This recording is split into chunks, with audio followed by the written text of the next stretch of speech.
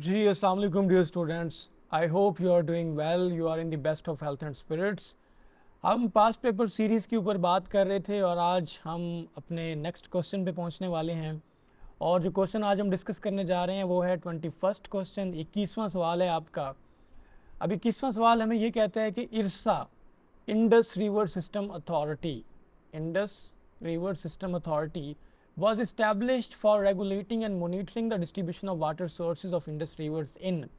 वो कहता है कि इरसा हमारे पास जो है ये इंडस रिवर सिस्टम अथॉरिटी है, इसको इस्टेब्लिश किया गया था कि जो दरिया सिंध का पानी है वो सूबों के दरमियान के किस तरह तकसीम किया जाए, उसको मोनीटर करने के लिए, उसको रेगुलेट करने के लिए ये अथॉरिटी इस्टेब्लिश की गई थी। अब सवाल ये है कि ये अथॉरिटी किस साल इस्टेब्लिश हुई थी। अब याद रखिए कि 1992 के अंदर इंडस रिवर सिस्टम अथॉरिटी जो है वो इस्टेब्लिश की गई थी, राइट। अब हम देखते हैं कि अब चूंकि ये पानी की तकसीम का मसला है ना, आपको पता है हमारी नेशनल इंटीग्रेशन को एक बहुत बड़ा चैलेंज है पानी की तकसीम के ऊपर, क्योंकि उसके ऊपर वो क्या उसे बोलते हैं, बहुत सारे इख्तलाफात हैं कि उसको फर्दर जो है वो किस तरह से जो है वो उसकी डिस्ट्रीब्यूशन की जाए और उनके जो ग्रीवेंसीज हैं डिफरेंट प्रोविंसेस के, उनको कैसे एड्रेस किया जाए, राइट। चलिए अब हम देखते हैं जी इसमें इंडस रिवर सिस्टम अथॉरिटी का सिलसिला था क्या। आपको बताता चलूँ कि 1991 के अंदर, यहाँ पे आपको दिखाता हूँ मैं कि 1991 के अंदर इंडस वाटर अपॉर्शनमेंट अकॉर्ड हुआ था।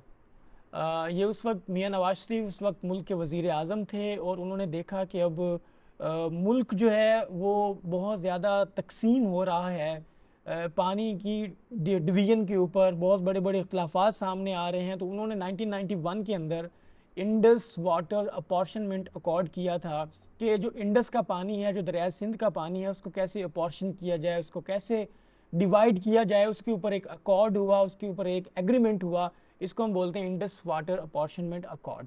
अब इस अपॉर्शनमेंट अकॉर्ड का, इस एग्रीमेंट का जो बुनियादी मकसद था वो ये था कि शेयरिंग ऑफ वाटर की जाए। शेयरिंग ऑफ वाटर, किसका वाटर? इंडस का, जो दरिया सिंध का जो पानी है उसको किस तरह से डिवाइड किया जाए प्रोविंसेस के दरमियान, ताकि मुख्तलिफ सूबों के जो ग्रीवेंसीज हैं, उनके गिले शिकवे हैं, उनकी कंप्लेंट्स हैं, उसको एड्रेस किया जा सके। तो बिल्कुल इसी एग्रीमेंट के तहत कि इस अब सवाल ये था कि जो एग्रीमेंट हो गया था, ये जो अकॉर्ड हो गया था, ये जो मुआहिदा हो गया था, इसको इम्प्लीमेंट किसने करना था। इसको इम्प्लीमेंट करने के लिए इरसा या इंडस रिवर सिस्टम अथॉरिटी 1992 के अंदर इस्टेब्लिश की गई। इसका बुनियादी तौर पे ये काम था कि वाटर की डिवीजन को, डिस्ट्रीब्यूशन को रेगुलेट किया जाए, उसको मॉनिटर किया जाए, ताकि कोई सूबा किसी दूसरे सूबे के वाटर रिसोर्स को जो है वो यूसर्प ना करे, उसको दूसरे को डिवॉइड ना करे। तो इंडस वाटर अपॉर्शनमेंट अकॉर्ड को इम्प्लीमेंट करने के लिए, एग्जीक्यूट करने के लिए जो एक्चुअली अथॉरिटी बनाई गई वो हमारे पास इरसा थी, जिसे हम इंडस रिवर सिस्टम अथॉरिटी बोलते हैं 1992 के अंदर। तो ये दो डिफरेंट क्वेश्चन है। वो ये पूछ सकता है कि इंडस वाटर अपॉर्शनमेंट अकॉर्ड कब हुआ था, वो 1991 में हुआ। फिर आपसे ये भी पूछ सकता है कि इंडस रिवर सिस्टम अथॉरिटी कब बनी, तो ये 1992 के अंदर बनी। इसकी हम थोड़ी सी मज़ीद तफसील देख लेते हैं। अब जब भी सूबों के दरमियान जो है वो वाटर डिस्ट्रीब्यूशन के ऊपर कोई इख्तलाफ आएगा तो इंडस रिवर सिस्टम अथॉरिटी जो है वो उसके ऊपर फाइनल डिसीजन करेगी। लेकिन आपको पता है कि इन केस अगर इंडस रिवर सिस्टम अथॉरिटी से भी ये फैसला ना हो सका तो फाइनली, चूँकि जो वाटर का इशू है वो एक नेशनल इंटरेस्ट का है और इस मसले को हल करने के लिए फाइनली जो डिसीजन करेगा वो काउंसिल ऑफ कॉमन इंटरेस्ट करेगी। सीसीआई जो है उसका फैसला जो है वो हरफ आखिर माना जाएगा, इसको फाइनल डिसीजन कंसीडर किया जाएगा वाटर डिस्ट्रीब्यूशन के ऊपर, क्योंकि ये नेशनल कंसर्न का डिस्प्यूट है और इसके ऊपर जो फाइनल राय है वो काउंसिल ऑफ कॉमन इंटरेस्ट की है। अब काउंसिल ऑफ कॉमन इंटरेस्ट क्या है इसको आप लोगों ने खुद पढ़ लेना। अब जो ये अपॉर्शनमेंट अकॉर्ड हुआ था उसमें क्लॉज 2 ये कहता है, क्लॉज 2 ये कहता है कि इस क्लॉज 2 के ज़रिए प्रोविंशियल वाटर एलोकेशन की गई कि इस सूबे को कितना पानी जाएगा, इस सूबे को कितना पानी जाएगा। तो टोटल जो कैपेसिटी बताई गई वो 114 मिलियन एकड़ फीट बताई गई। मतलब कि इंडस जो है वो सपोर्ट कर सकता है 114 मिलियन एकड़ फीट जो ज़मीन है उसको अवेलेबल कर सकता है पानी।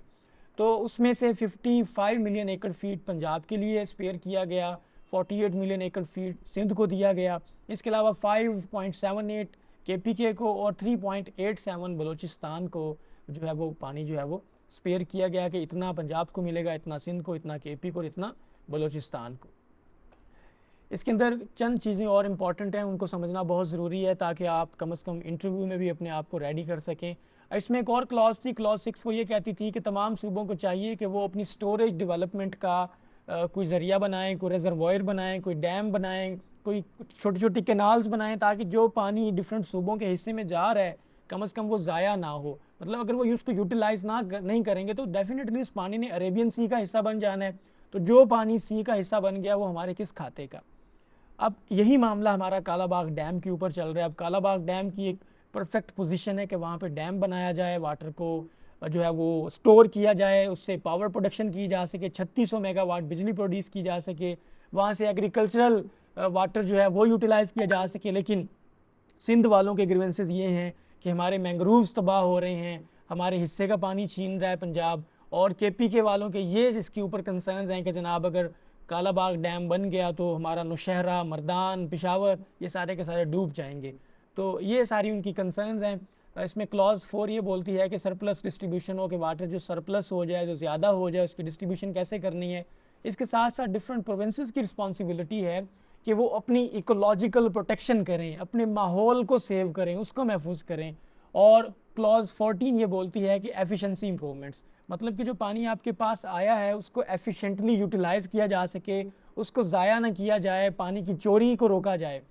तो ये इसके ऊपर चंद इंपॉर्टेंट क्लॉजेस थी जो मैंने आपको बताया। इन सबको आपने याद नहीं करना, बस ये आपकी सिंपल एक अंडरस्टैंडिंग के लिए थी। अब इसमें जो चैलेंज आ रहा है, मेनली चैलेंज ये है कि सिंध जो है वो चूँकि एज़ कम्पेयर टू पंजाब वो ज़रा निचले हिस्से पे आता है, तो सिंध कहता है कि पंजाब वाले हमारा हिस्सा पानी का जो है वो गसब कर रहे हैं, उसको मिसयूज़ कर रहे हैं, हमसे छीन रहे हैं, हमें उससे डिप्राइव कर रहे हैं। और KP वाले जो हैं, सॉरी बलूचिस्तान वाले जो हैं वो सिंध वालों का गिला करते हैं, क्योंकि बलूचिस्तान इनसे थोड़ा लोअर रिपेरेनियन साइड पे आता है, तो वो सिंध वालों के ऊपर ये इल्ज़ाम लगाते हैं। तो ये ब्लेम गेम चली हुई है and politicians are just passing the bucket.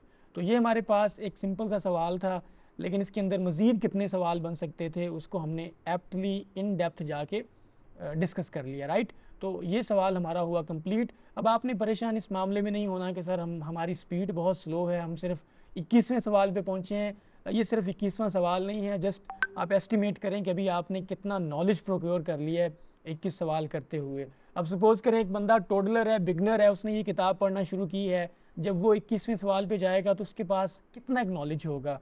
और जब आप 21वें सवाल पे पहुँचे हैं तो आपने खुद से इवैल्यूएट करना है कि आपका नॉलेज का लेवल कहाँ पे पहुँच चुका है, राइट। चीज़ों को रिवाइज़ करें, कंसिस्टेंटली पढ़ें और अपने दोस्तों के साथ इस वीडियो को, इस पैगाम को शेयर करना मत भूलें। Thank you so much, may Allah bless you.